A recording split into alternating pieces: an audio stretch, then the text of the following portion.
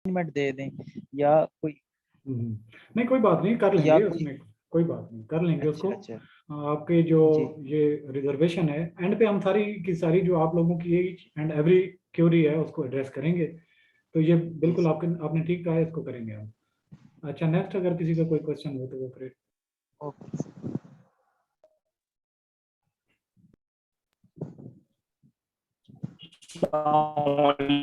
Sir. आपका net जो है ना स्लो है, ये अभी जो बात करना चाह रहे हैं इनके मेरे ख्याल में आवाज़ बहुत ब्रेक हो रही है दरम्यान में।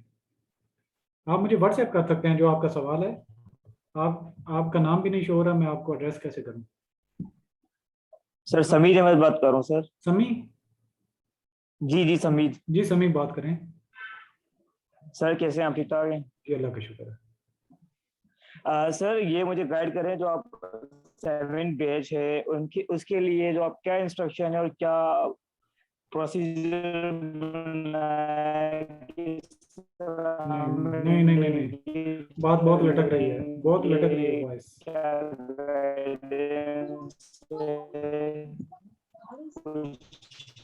नहीं नहीं नहीं नहीं नहीं, कोई कोई समझ नहीं आ रही। आप जरा वॉइस किस वॉइस में तरह यार आपकी आवाज़ नहीं आ रही, आपके बोलने का कोई फायदा नहीं। नेक्स्ट क्वेश्चन करें कोई। सर मैं सवाल सर पूछूं सर? जी पूछें। सर मेरा सवाल इनकम टैक्स ऑर्डिनेंस 2001 से है। सर मेरा ये सवाल है कि अगर पाकिस्तानी है, पाकिस्तानी रेजिडेंट है, अगर वो आउटसाइड पाकिस्तान सर्विस दे रहा है तो क्या उसकी सर सर्विस सैलरी में सर ऐड होगी, टैक्सेबल होगी? डेफिनेटली। वो रेजिडेंट है नॉन रेजिडेंट है? सर रेजिडेंट हो सर, पाकिस्तानी हो, पर सर आउटसाइड पाकिस्तान से सर्विस दे रहा है।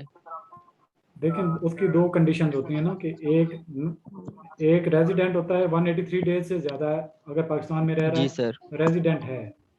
तो अगर वो पाकिस्तानी शहरियत भी रखता है लेकिन 183 डेज फाइनेंशियल ईयर में नहीं रहता इधर, तो वो नॉन रेजिडेंट होगा उस फाइनेंशियल ईयर में। तो उसकी फिर अकॉर्डिंगली ट्रीटमेंट होती है कि जो उसने एज ए रेजिडेंट उसकी सोर्सेज हैं वो तो नॉर्मल कंसीडर किए जाएंगे। अगर 183 डेज से नॉर्मल ज़्यादा टाइम में वो पाकिस्तान में रहा है तो उसकी जितनी भी सोर्सेज ऑफ इनकम होंगे वो पाकिस्तान के सोर्सेज ऑफ इनकम में ही कंसीडर होंगे। लेकिन कुछ उसको फॉरनर होने की वजह से या ओवरसीज होने की वजह से कुछ अलाउंसेस वगैरह में एग्जाम्पशन होगी। तो वो जब एग्जाम्पशन के या रिफंड के हम चैप्टर को कवर करेंगे तो उसमें आपको मजीद क्लैरिटी आएगी इस पर। सर मैं ये कह रहा हूँ, फॉर एग्जाम्पल जैसे मैं अभी पाकिस्तानी हूँ सर, मैं अगर दुबई में काम कर रहा हूँ तो वहाँ पर मैं सर्विस दे रहा हूँ, तो मैं पाकिस्तानी पर काम में दुबई में या किसी और कंट्री में कर रहा हूँ, तो मेरी जो इनकम है वो पाकिस्तान में सर टैक्सेबल होगी? अगर आप रेजिडेंट हैं तो फिर आपकी टैक्सेबल होगी, अगर नॉन रेजिडेंट है तो फिर आप शहरी नहीं है 183 डेज से अगर। सर जी सर, जी तो सर बताएं सर। मैं यही कहना चाह रहा हूँ, जब रेजिडेंट होंगे तो सारे रूल्स पाकिस्तानी आप पे लागू होंगे जैसा कि आप नॉर्मल रूटीन के शहरी हैं।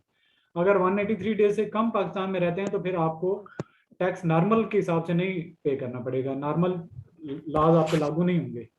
वो फिर इंटरनेशनल ट्रीटीज होते हैं जो कंट्री टू कंट्री होते हैं कि जी हमारे रेजिडेंट्स अगर उधर के रेजिडेंट हो रहे हैं तो उनकी कौन सी इनकम जो है यहाँ पे टैक्सेबल होगी, वहाँ पे कौन सी टैक्सेबल होगी। तो ये एग्रीमेंट के जरिए से फिर उसको जो ट्रीट किया जाता है। अच्छा जी sir, thank you sir. Sikandar. वालेकुम सर। वालेकुम अस्सलाम। सर साजिद मजीद बात कर रहा हूँ। साजिद बात करें।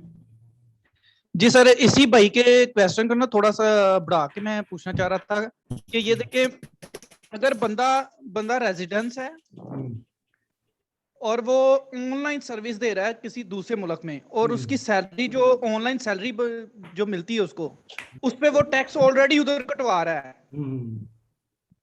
और इधर भी फिर दोबारा टैक्स कटेगा उस पे? डबल टैक्सेशन नहीं, यहाँ पे मैंने वही कहा कि कंट्री टू कंट्री एग्रीमेंट्स होते हैं जहाँ पे आपके टैक्स की कटौती हो रही है। तो जब आप रिटर्न जमा करवाएंगे तो आप वो सोर्स बताएंगे और फिर वो कंट्री टू कंट्री डबल ये होती है, डबल टैक्सेशन से अवॉइड करने के लिए एग्रीमेंट्स होते हैं। ये भाई जो अभी बात करना चाह रहे हैं, आपकी वॉइस नहीं आती, आप जरा आप डिस्टर्ब कम करें, आप मैसेज भेज दें। आपका क्या सवाल है? आपकी वॉइस नहीं आ रही, या नेट बेहतर करें या होल्ड पे रहें? चला जब तक यार इसको समझ नहीं आ रही मेरे भाई।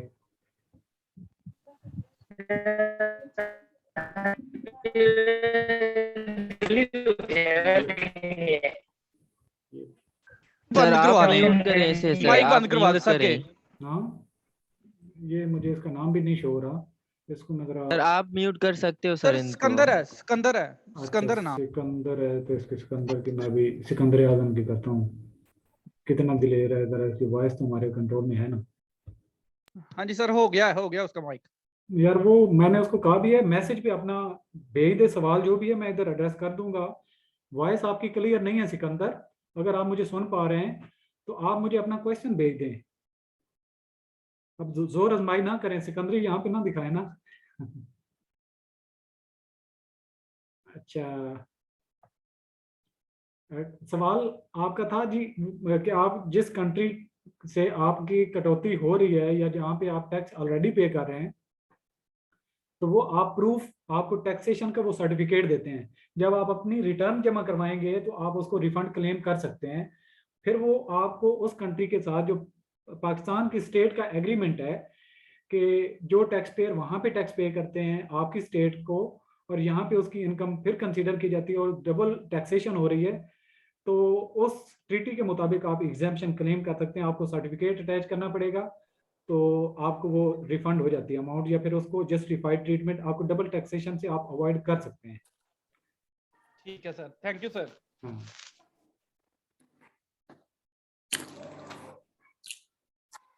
हयात यास्मीन,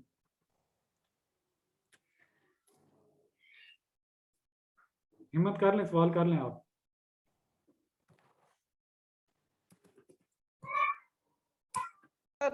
मैं फिर सवाल कर लूं एक सेल टैक्स से। एक सेकंड, ये इन्होंने मैसेज किया जी। ठीक है, अस्सलाम वालेकुम तो हो गया, वालेकुम अस्सलाम, सबको हो गया। आप सवाल करें अभी। जी साजिद आप सवाल तब तक कर लें। जी सर। सर जैसे कि सेल टैक्स में था कि मैं लेक्चर ले रहा था तो उसके अंदर था कि जब डिस्काउंट रेट पर सेल कर दी जाती है चीज तो उस यहाँ उसको तो हम पूरी वैल्यूज पे ट्रीट करेंगे। हाँ जी बिल्कुल ऐसे ही है, हमने ठीक है। डिस्काउंट उसके अपने मैंडेट है। हमने स्टैंडर्ड मार्केट रेट पे जो नॉर्मल एट द, आप देखें नॉर्मली जो चीज़ें मार्केट के अंदर ट्रेड हो रही हैं, जो उसका स्टैंडर्ड रेट होगा या उसके ऊपर प्रिंटेड होगा, हमने उसी से कंसीडर करना है। हमने उसको नहीं अलाउ करना है कि वो डिस्काउंट दे रहा है या नहीं दे रहा।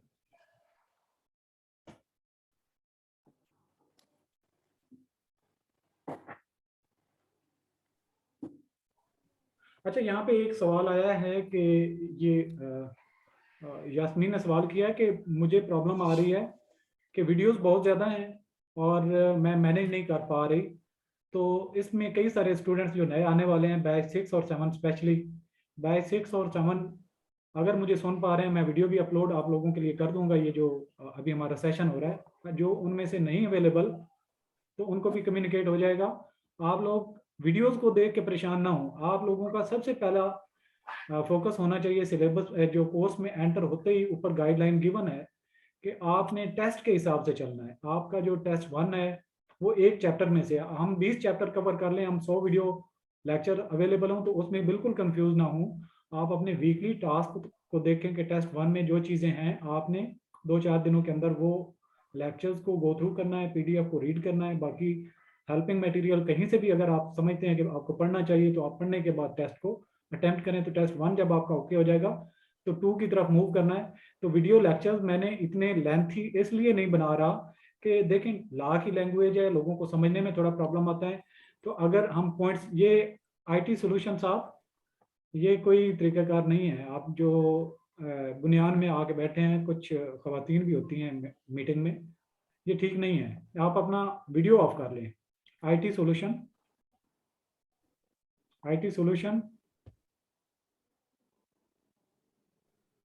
ये मैं आपकी वीडियो चैनल को रिमूव कर देता हूँ। ये ठीक बात नहीं है। जब आप मीटिंग में आते हैं थोड़े फॉर्मल रहें या फिर वीडियो ऑफ रखें। अगर बिल्कुल लेट के आप वीडियो अटेंड कर रहे हैं, मीटिंग अटेंड कर रहे हैं, तो खवातीन भी होती हैं, इसमें थोड़ा सा लिहाज रखें। अच्छा यहाँ पे मैं जैसा कि बात कर रहा था कि हमारे जो लेक्चर्स हैं हमने उनको बहुत लिमिटेड रखा हुआ है, छोटा रखा हुआ है, ताकि हर सेशन में जो 2-4 बातें हैं आप फोकस होके सुने और जब फ्रेश हों तो अगला लेक्चर लें। तो आप नंबर ऑफ लेक्चर्स की तरफ ना जाएं। हमारे कोई बहुत बड़े बड़े लेक्चर नहीं है, कोई 10 मिनट का है, कोई 12 मिनट का है, कोई 14 मिनट का है। तो शायद मेरा भी इतना स्टेमिना नहीं होता कि मैं सारी चीज़ों को एक ही वक्त में आपको जो ठोस दूँ। वो उसमें आपकी भी आसानी और मेरी भी उसमें आसानी होती है। तो मेन चीज़ होती है कि जो स्टूडेंट्स होते हैं वो रिलैक्स रहते हैं कि एक लेक्चर अगर एक सेशन लेते हैं 10-12 मिनट का, वो टोटली अब्जॉर्ब कर लेते हैं। तो आप लोग लेक्चर्स के नंबर से परेशान बिल्कुल ना हो, चीज़ों को इंटरेस्ट के साथ लेके चलें तो आसान रहेगा। सर जी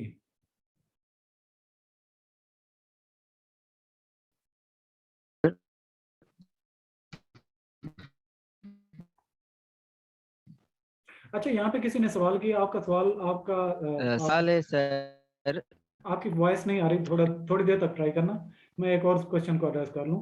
ये इन्होंने सवाल किया कि एसआरओ का फंक्शन क्या होता है। ये स्टैट्यूटरी रेगुलेटरी ऑर्डर्स होते हैं जो हमारे पास पहले से मौजूद, कोई लॉ हो, ऑर्डिनेंस हो या एक्ट हो, तो उसमें कोई अमेंडमेंट हो तो उसको नोटिफाई किया जाता है और ऑर्डर पब्लिश होता है। और पहले वाले ऑर्डर को या तो उसमें कुछ मीनिंग ऐड होते हैं या उसमें चेंज होते हैं या किसी को डिलीट किया जाता है। तो उस ऐड, चेंज या डिलीशन या अपडेशन को जो एक रेगुलराइज करने के लिए एसआरओ पब्लिश किया जाता है।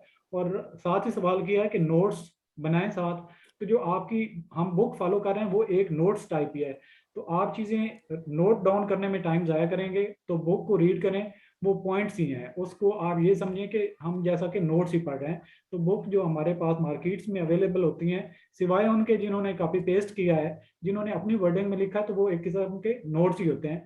तो अपना टाइम ज़ाया ना करें, अपनी चीज़ों को कंसेप्चुलाइज करें और गो थ्रू करें। हमारे लेक्चर्स या जो चैप्टर्स होते हैं इतने कोई बहुत बड़े नहीं होते जिनको आप गो थ्रू करेंगे। मुझे कंफर्म है कि अगर आप किसी चीज़ को नोट्स बनाएंगे तो वो आपका जो हम चैप्टर पढ़ रहे होते हैं उससे डबल नोट्स में हो जाएगा, तो वो चीज़ आप रीड नहीं कर पाएंगे। तो वेस्टेज ऑफ टाइम से अवॉइड करें। तो बाकी किसी का क्वेश्चन, ये काफ़ी सारे आपने यास्मीन सवाल कर लिए हैं, सबके एड्रेस हो चुके हैं। अभी आप थोड़ा सा होल्ड करें। ये नेक्स्ट लड़का जो स्क्रीन पे है, हाँ साजिद सवाल करें। सर मैं सवाल कर रहा था, कॉल ड्रॉप हो गई थी। ठीक है। अच्छा सर जो गिफ्ट और सैंपल है उनको कैसे ट्रीट करते हैं सेल टैक्स में? ये इनकम फ्रॉम अदर सोर्सेज में हम जब जाएंगे तो उसका गिफ्ट का भी आपके रिटेन करने का। सॉरी सर मैं सेल में कह रहा हूँ। सेल में अक्सर सैंपल हम देते हैं सैंपल तो दुकानदार को, जब जी दुकानदार को सैंपल दे देते हैं या कोई प्रोडक्ट के साथ एक चीज खरीदने के साथ दूसरी फ्री दे देते हैं गिफ्ट के तौर पे। वो फ्री को नहीं होती, वो उसकी कॉस्ट उसमें इंक्लूडेड प्रमोशन कह लें सर, प्रमोशन कह लें उसको। प्रमोशन की भी कॉस्ट उसमें शामिल हुई होती है। वो भी आपकी जो बिजनेस की प्रमोशनल एक्टिविटीज के लिए भी थोड़ी सी एक लिमिट दी गई होती है और वो आपकी डिडक्शन में आ जाता है लेटर ऑन। उसकी भी एक लिमिट होती है, लेकिन डिपेंड करता है कि आपका बिजनेस का नेचर क्या है। और जहाँ पे सैंपल की बात है, साथ ही आपके लिंक करता चलूँ, ये हमने चीज़ पढ़ी भी थी कि जहाँ पे सैंपल की बात आती है, जहाँ पे कस्टम इन्वॉल्व हो या आपने इवेल्युएशन के लिए कोई चीज़ लेनी हो, तो कस्टम अथॉरिटीज़ को हिदायत की गई होती है कि आपने जितनी मैक्सिमम हो सकता है उसकी कम से कम अमाउंट लेनी है, कम से कम क्वांटिटी लेनी है और उसको एज ए सैंपल यूज़ करने के बाद, और मोस्ट प्रोबेबली जो अगर वो चीज़ कीमती होगी तो उसको रिटर्न भी करनी चाहिए। Okay sir, thank you sir. अच्छा, यहाँ पे इन्होंने कहा है कि जी प्रोविंशियल सेल्स टैक्स में इस्लामाबाद कैपिटल टेरिटरी को डिफाइन कर दें। ये प्रोविंशियल सेल्स टैक्स का मतलब ये होता है कि अगर यहाँ पे आपने सवाल ठीक नहीं किया जो आपने सवाल करना चाह रहे हैं ना, कि अगर प्रोविंशियल लेवल पे कोई ड्यूटी है तो उसकी वो अपना मैंडेट है। जो फेडरल ड्यूटीज हैं, जैसा कि फेडरल एक्साइज ड्यूटी है, तो ये फेडरल गवर्नमेंट खुद लेवाई करती है, चार्ज करती है और वो फेडरल फंड में आते हैं। जो कि प्रोविंशियल ड्यूटीज होती हैं वो हमारे मैंडेट में नहीं आती हैं, हमने उनको पढ़ा भी नहीं है। और अगर कोई सूबाई हुकूमत अपनी ड्यूटी असाइन करना चाहती है तो वो कर सकती है, लेकिन उसको लेवाई करने का अपना एक तरीक़ेकार होगा। अभी रिसेंट देखें, आजकल के 1-2 बयानों में जो एक ड्यूटी थी कंटोनमेंट म्यूनसिपल कोई ड्यूटी थी, CMD कुछ इस तरीके से नाम था। ये कराची की हुकूमत ने कहा कि जितने आप फेडरल गवर्नमेंट जो बिलिंग कर रही होती है, नर्क चार्ज कर रही होती है बिजली के, हमें वो ड्यूटी साथ में ऐड कर दे। तो असद उमर ने उस पर क्लियर मना कर दिया कि जो सूबाई हुकूमत की अपनी ड्यूटी है वो खुद अपने फंड रेज करें या उनके कलेक्शन का अपना मैकेनिज्म बनाएं, हम उनके बिहाफ पे नहीं चार्ज करेंगे, हम उनको कलेक्ट करके चार्ज नहीं करेंगे, क्योंकि फेडरल गवर्नमेंट का अपना एक मैंडेट होता है ड्यूटी चार्ज करने का, और वो कलेक्शन का भी अपना तरीक़ेकार होता है। और अगर सूबाई हुकूमत कोई चार्ज करना चाहती है तो वो भी प्रॉपर अथोराइजेशन के बाद वो कर सकती है, लेकिन उसको अपनी कलेक्शन का अपना तरीक़ेकार होगा। तो ये आपने जो प्रोविंशियल सेल टैक्स और इस्लामाबाद कैपिटल टेरिटरी को मिक्स कर दिया, ये ठीक नहीं है। इसमें ये हो सकता है कि जी एक हमारे वो एरियाज जिनमें फेडरल एक्साइज ड्यूटी होती है, यानी कि टैरिफ एरिया और नॉन टैरिफ एरिया, अगर प्रोविंशियल गवर्नमेंट से कोई टैरिफ एरिया में, अगर नॉन टैरिफ एरिया से टैरिफ एरिया में कोई चीज़ लेके आई जा रही है तो उस पर FED होगी। तो ये टेक्स्ट मैसेज को ज़रा अवॉइड करें, इतना ज़्यादा लिखने की ज़रूरत नहीं है। आप जो अगर अपने नोट्स बनाने हैं तो बनाते रहें, उस पर कोई मना नहीं है, लेकिन मैंने आपको एडवाइस करना था कि बुक इटसेल्फ एक नोट्स ही होती है। तो ये J7 प्राइम सवाल करें।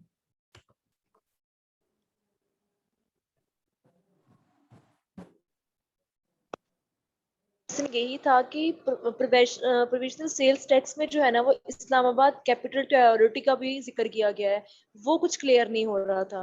वो जो होगा तो ना, आपने मुझे उसकी या तो स्क्रीनशॉट भेजें, कहाँ पे आपने पढ़ा है, सेल्स टैक्स की बात कर रहे हैं आप, उसको पढ़ सकते हैं मेरे सामने, अगर कोई स्टेटमेंट पढ़े तो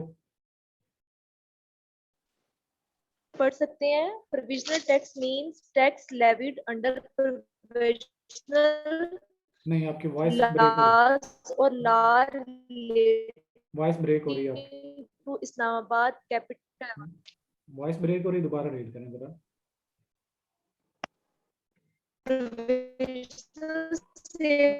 नहीं, अगेन आपका नेट स्कोर नहीं, टैक्स लेविड अंडर और लॉज रिलेटिंग टू इस्लाम। आपकी वॉइस बिल्कुल नहीं आ रही थी, आप डिस्टर्ब मुझसे ज़्यादा हो रहे हैं सवाल करने से। आप मुझे स्क्रीनशॉट भेज दें मेरे व्हाट्सएप नंबर पे, मैं उसको रीड कर लेता हूँ इधर से, आपकी वॉइस बिल्कुल ब्रेक हो रही थी। अच्छा, नेक्स्ट कोई क्वेश्चन करे जब तक सवाल आता है। अस्सलाम वालेकुम सर। वालेकुम आसिफ। सर मेरा क्वेश्चन था परक्यूजिट्स के हवाले से। तो ये है कि जब कोई एम्प्लॉयर एम्प्लॉय को कोई फैसिलिटी देता है, सपोज कि उसने गाड़ी दे दी है, तो उसकी डेप्रिसिएशन हो रही है ग्रेजुअली हर साल, तो उसका जो टैक्स होगा सेल टैक्स, वो पहले तो गाड़ी की कीमत ज़्यादा थी, हर साल उसकी कीमत कम हो रही है, तो क्या उसका सेल टैक्स कीमत के साथ कम होता रहेगा हर साल या सेम ही रहेगा जो स्टार्ट में था? आपका सवाल इंतहाई ना जिसका सारा है ना पाँव है, आपने 3-4 चीज़ें मिक्स की हैं। अब मैं आपको बताना चाहता हूँ कि आपने क्या क्या सवाल मिक्स किया है। एक तो आपने परक्यूजिट की बात की है, वो एम्प्लॉयर और एम्प्लॉय का मामला होता है। एम्प्लॉयर ने गाड़ी दी एम्प्लॉय को, अब यहाँ पे सिर्फ हमने ये देखना है परक्यूजिट के मैंडेट में क्या वो सिर्फ दफ्तर के मामला के लिए गाड़ी इस्तेमाल कर रहा है, तो फिर तो उसको कुछ कंसीडर करने की ज़रूरत ही नहीं है। वो दफ्तर की चीज़ है, गवर्नमेंट की चीज़ है, या जो उसके एम्प्लॉयर की चीज़ है वो खुद उसको कंसीडर करे, मेंटेन करे, एम्प्लॉय ने कुछ भी उसका नहीं पे करना। अगर एम्प्लॉय उसको सिर्फ और सिर्फ घर के लिए इस्तेमाल कर रहा है तो फिर उसकी जितनी अमाउंट है एज अलाउंस वो उसकी टैक्सेबल सैलरी में ऐड हो जाएगी। दूसरी और शर्त है कि वो कुछ टाइम ऑफिस के लिए भी यूज़ करता है, कुछ टाइम घर के लिए भी, तो 50-50 हो जाएगा। 50% उसकी चार्जेस जो चले जाएंगे एम्प्लॉयर की तरफ और 50% उसकी परक्यूजिट में ऐड हो जाएगा और उसकी टैक्सेबल सैलरी में ऐड हो जाएगा। अगला जो सवाल आपने किया कि जो उसकी डेप्रिसिएशन, तो वो एसेट है एम्प्लॉयर का, एम्प्लॉयर उसको खुद अपनी फिनेंशियल स्टेटमेंट में शो करेगा कि उस पर कितना उसने डेप्रिसिएशन चार्ज किया। अब यहाँ पे आपने मिक्स जो किया है कि जी उस पर सेल टैक्स कैसे लगेगा, सेल टैक्स वन टाइम होता है जब चीज़ सेल होती है, तो उसमें डेप्रिसिएशन का तो मामला आता ही नहीं है। तो आपने वो सवाल जो बिल्कुल बेढंगा, मेरे ख्याल में कंसेप्ट आपके इन चीज़ों पे अभी तक ग्रिप ही नहीं है, तो चीज़ों को थोड़ा सा रिफाइन करें, अपने कंसेप्ट को बेहतर करने की कोशिश करें, चीज़ों को देखें कि सैलरी के टॉपिक को पढ़ रहे हैं, डेप्रिसिएशन को पढ़ रहे हैं, एम्प्लॉय की बात करना चाह रहे हैं या एम्प्लॉयर की बात करना चाह रहे हैं, परक्यूजिट की बात करना चाह रहे हैं। 4-5 चीज़ें आपने मिक्स की थी। सर सर मैं इस भाई के क्वेश्चन को सर कंटिन्यू करना चाहता हूँ कि अगर ऑफिस के यूज के लिए एम्प्लॉय यूज कर रहा है कार को तो उस पर टैक्स नहीं लगेगा सर, सैलरी में काउंट नहीं होगा। Sir office plus sir personal use के लिए अगर वो यूज करे एम्प्लॉय, तो अगर गाड़ी उसने परचेज की है तो 5% कॉस्ट का लगेगा उसमें। अगर लीज पे लिया है तो फेयर मार्केट वैल्यू का 5% ही लगेगा, अगर ऑफिस पर्सनल यूज और ऑफिस यूज के लिए दोनों में अगर वो यूज कर रहा है। देखें ये चीज़ें, ये जो हमने सैलरी के मद में चीज़ें पढ़ी थी कि जब व्हीकल का यूज आता है या फिर उसकी परक्यूजिट्स की बात आती है, उसमें हमने डिफाइन की थी सारी चीज़ें। अगर किसी को क्यूरी है तो वो लेक्चर्स को गो थ्रू करे, अगर वहां पे अगर उसको कोई क्यूरी आती है, अब चैप्टर को हम सिरे से नहीं पढ़ सकते कि उसका ये है उसका ये है, क्यूरी की बात यहाँ पे हो रही है। तो यहाँ पे अगर किसी की क्यूरी है कि उसके उस जगह पे समझ नहीं आई थी गाड़ी का सिंपल, अगर सिर्फ एम्प्लॉयर की कस्टडी में है तो एम्प्लॉय का उसके टैक्सेबल इनकम के साथ या सैलरी के साथ कोई लेन देन नहीं है। अगर वो फुली उसके अपने इस्तेमाल में प्राइवेट यूज में है तो सारे की सारी फिर उसका परक्यूजेट की जितनी अमाउंट बनती है वो उसकी सैलरी में ऐड हो जाएगी, और उसका जितना भी एक परसेंटेज आपने बताई 5% है या जितनी लोअर है वो उसके हिसाब से डील होगी। अगर 50-50 है तो फिर उसकी जितना भी उसके यानी कि उसका हाफ उसकी सैलरी में ऐड हो जाएगा। तो वो बड़ा क्लियर हमने वो पॉइंट पढ़े थे। अब एग्जैक्टली मुझे वो पॉइंट्स कि उसकी कितनी अमाउंट चार्ज होगी, लेकिन इतना मुझे याद है कि जो अगर सिर्फ और सिर्फ वो प्राइवेट यूज के लिए तो उसकी टोटली जितने भी परक्यूजिट उसकी सैलरी में ऐड हो जाएगा, टैक्सेबल हो जाएगा। सही है। तो आप जे समन प्राइम, आपका क्या सवाल था? आपका नाम नहीं शो हो रहा, माजरत के साथ। सर ये जो आप सर ये लेक्चर्स हैं इनकम टैक्स ऑर्डिनेंस 2001 के, सर ये अमेंडमेंट मेरे ख्याल से नहीं है मैं सर किसमें नहीं है lectures?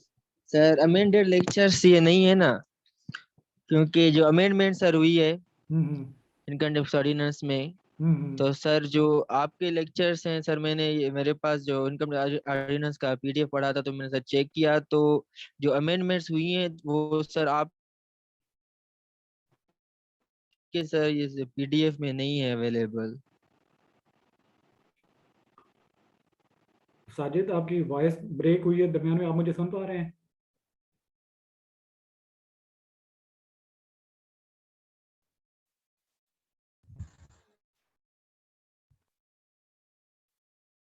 Awais? Yes sir, yes sir. अच्छा अवैस, अभी मैं ये कहना चाह रहा था कि लेटेस्ट हमारी सिनॉप्सिस ऑफ टैक्सेशन की बुक नहीं आई। तो अब आप दो चीजें कर रहे होंगे, आप एक तो एक्ट को साथ में पढ़ने की कोशिश कर रहे होंगे।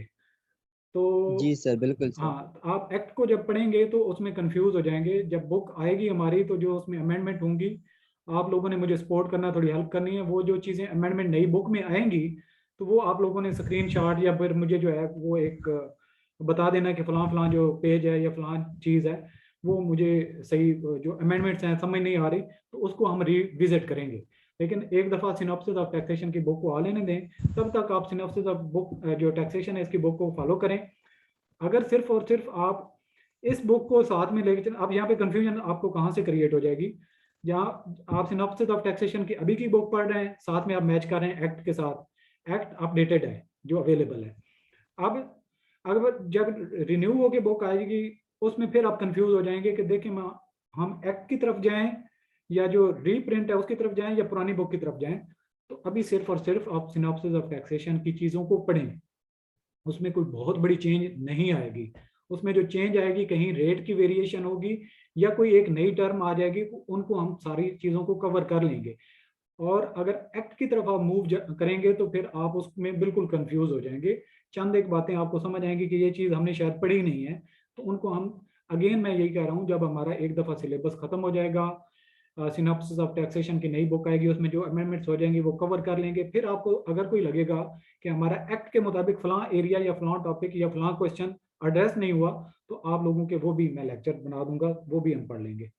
तो अभी यूनि डायरेक्शन में चलें, आप खुद भी कंफ्यूज होंगे तो चीज़ें आपको फिर मिसअंडरस्टैंड हो रही होंगी कि यहाँ पे क्या चीज़ है।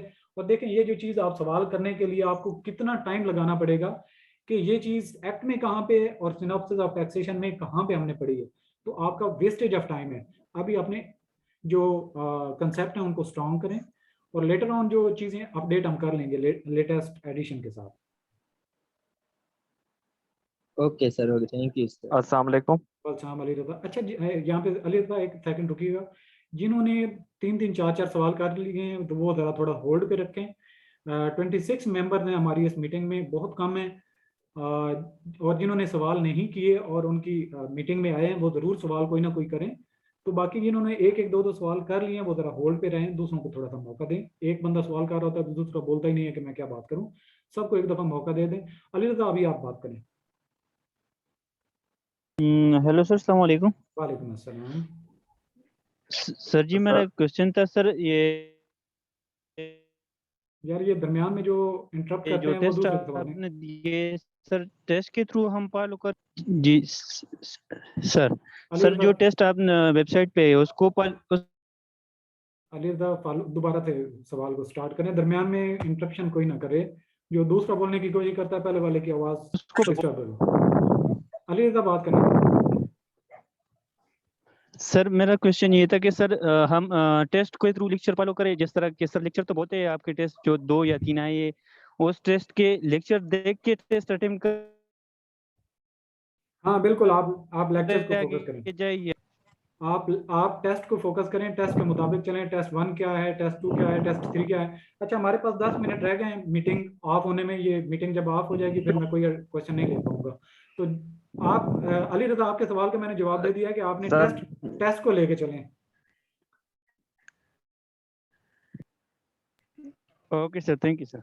नेक्स्ट। नहीं सर, मैंने तो सवाल किया ही नहीं था, इतना नहीं आता। तो मैं ये जानना चाह रहा हूँ कि कैसे तैयारी शुरू की जाए, क्योंकि मेरे पास पीडीएफ था लेकिन उसमें प्रॉब्लम ये है कि आप वो बोल्ड सिर्फ इम्पोर्टेंट चीजें बता रहे हैं, मुझे उसकी